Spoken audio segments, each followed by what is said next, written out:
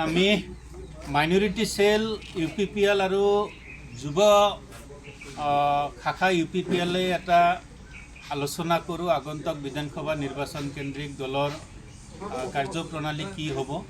এই ক্ষেত্ৰত আমি আমাৰ UPPL দলৰ সন্মানীয় সভাপতি ৰাকেশ ব্ৰহ্ম ডাঙৰীয়া এটা স্লোগান দিছিল যে চলো BTC পাল্টাই চাচা চাচিৰ বাৰীত যায়।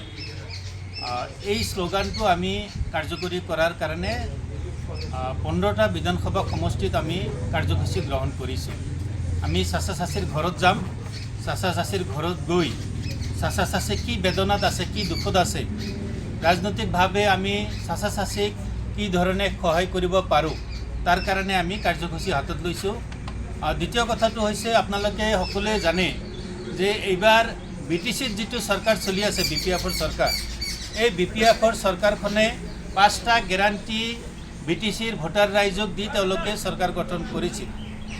এতিয়া আমি দেখিছোঁ যে এই 5টা গেৰাণ্টি যিটো তেওঁলোকে দিছিল, এই 5টা গেৰাণ্টি কাৰ্যকৰী কৰাৰ ক্ষেত্ৰত তেওঁলোকে মানে ভূমিকা গ্ৰহণ কৰিছে।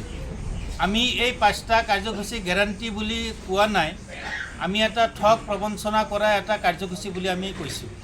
বিশেষকৈ এই 5টা গেৰাণ্টি যিটো আছিল, এই 5টা গেৰাণ্টিয়ে মুছলমান সমাজক প্ৰতাৰণা কৰিছে, বঞ্চনা কৰিছে। আমি দেখিছোঁ যে যোৱা সভাবিলাকত যিবিলাক চেক বিতৰণ কৰা হৈছে, সেয়া IBS হওক, সেয়া 10,000 টকাৰ IBS, 2 লাখ টকাৰ IBS, বিকলাংগ মানুহ হওক, ছিনিয়ৰ চিটিজেন মানুহ হওক বা মহিলা সেল্ফ হেল্প গ্ৰুপ, আমি দেখিছোঁ মুছলমান সমাজৰ অংশীদাৰিত্ব খুবেই কম।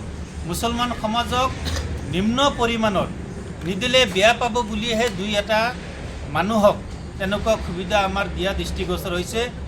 কিন্তু যিটো জনগোষ্ঠীয়ে এইবাৰ BTC নিৰ্বাচনত BPF দলক হিয়া উজাৰি ভোট দিছিল, সেই জনগোষ্ঠীৰ মানুহক প্ৰতাৰণা বঞ্চনা কৰাটো আমি খুব এটা ভাল লক্ষণ দেখা নাই।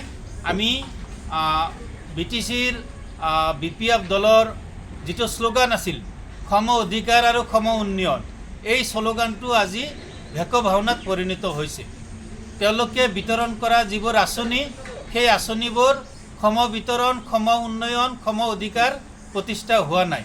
BPF দলে একপক্ষীয়ভাৱে তেওঁলোকৰ কিছুমান নেতাকৰ্মীক সন্তুষ্ট কৰাৰ কাৰণে এই আঁচনিটো গ্ৰহণ কৰিছে। দ্বিতীয়টো হৈছে যে আপোনালোকে জানে যে যোৱা 2 দিন আগত BTC চৰকাৰে এটা অন্তৰিম বাজেট তাত দাখিল কৰিছে। আমাৰ প্ৰশ্নটো হ'ল BPF চৰকাৰে যিখন অন্তৰিম বাজেট দাখিল কৰিলে, এই অন্তৰিম বাজেটত আমাৰ BTC অঞ্চলৰ মুছলমান সমাজৰ কাৰণে কি কি আঁচনি ধৰিলে, কি কি শিতানত মুছলমান সমাজৰ কাৰণে তেওঁলোকে খৰচ কৰিব, তাৰ এটা হোৱাইট পেপাৰ আমি বিচাৰিছোঁ, শ্বেতপত্ৰ এটা বিচাৰিছোঁ। কাৰণ মুছলমান সমাজে BPF দলটোক হিয়া উজাৰি ভোট দিছিল।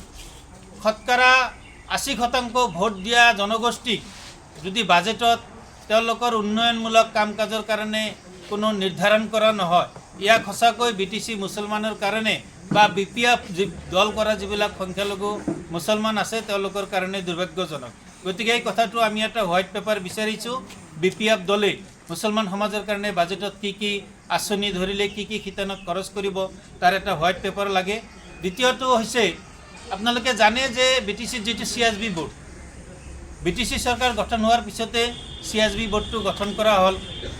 তাত মুছলমান শূন্য CSB বোৰ্ড গঠন হোৱাৰ পিছত BTCৰ সকলো ধৰণৰ মুছলিম যিবিলাক সংগঠন আছে, ধৰ্মীয়, জাতীয়, ছাত্ৰ সংগঠন, সব জাতীয় সংগঠনবোৰে BPF দলক ককৰ্থনা কৰাৰ পিছত তেওঁলোকে ক'লে বোলে ABMSO আৰু হাগ্ৰামা মহিলাৰীৰ মাজত এটা আলোচনা হৈছে, ভোগালী বিহুৰ পিছত CSB সদস্য মুছলমান এজন দিয়া হ'ব। আজি ভোগালী বিহু যোৱাৰ 2 মাহ হ'ল, ক'ত CSB সদস্য?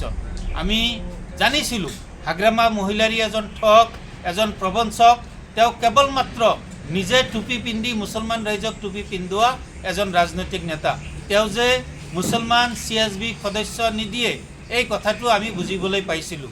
গতিকে তেখেতক যদি মুছলমান সমাজৰ প্ৰতি তেওঁ দায়বদ্ধ, যদি মুছলমান নিবনুৱা যুৱক যুৱতীৰ প্ৰতি তেওঁ যদি দায়বদ্ধ, তেতিয়াহ'লে কম সময়ৰ ভিতৰত এজন মুছলমান CSB সদস্য নিযুক্তি দিয়াৰ কাৰণে আমি অনুৰোধ জনাইছোঁ।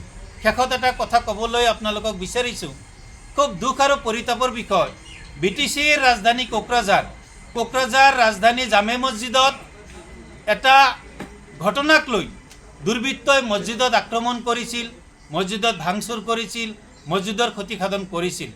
এই বিষয়ত জাতীয় সংগঠনে FIR দিলে, কোকৰাঝাৰ থানাত মছজিদ কমিটিয়ে FIR দিলে, কিন্তু আজিলৈকে মছজিদত আক্ৰমণ কৰা সেই দুৰ্বৃত্তসকলক কোনো ধৰণৰ আইনৰ মেৰপেচত অনা নহ'ল, আইনৰ আওতাত অনা নহ'ল। হাগ্ৰামা মহিলাৰী ডাঙৰীয়াই মছজিদত আক্ৰমণকাৰীসকলক কি সমৰ্থন কৰিছে নেকি, তেওঁ উদগনি যোগাইছিল নেকি, যাৰ কাৰণে হাগ্ৰামা মহিলাৰী ডাঙৰীয়াই আজিলৈকে মছজিদত আক্ৰমণ কৰা বা কোকৰাঝাৰ টাউনত মুছলমান ব্যক্তিসকলক আক্ৰমণ কৰা ঘটনাটো কোনো প্ৰকাৰৰ প্ৰতিক্ৰিয়া দিয়া নাই, কোনো একশ্যন লোৱা আমি দেখিবলৈ পোৱা নাই। হাগ্ৰামা মহিলাৰী ডাঙৰীয়াই টুপি পাইজামা পিন্ধি ইফতাৰ কৰিলে, জুব্বা পিন্ধি ঈদগাহত গৈ নামাজ পঢ়িলে, তেওঁ মুছলমান প্ৰীতি নেদেখায়। যদি মুছলমানক সঁচাকৈ ভাল পায় তেখেত, তেতিয়াহ'লে মুছলমানৰ হৃদয়ত আঘাত কৰা মছজিদত যি আক্ৰমণ কৰা হ'ল, সেই আক্ৰমণকাৰীসকলক কম সময়ৰ ভিতৰত আইনৰ আওতাত অনাৰ কাৰণে আমি দাবী জনাইছোঁ।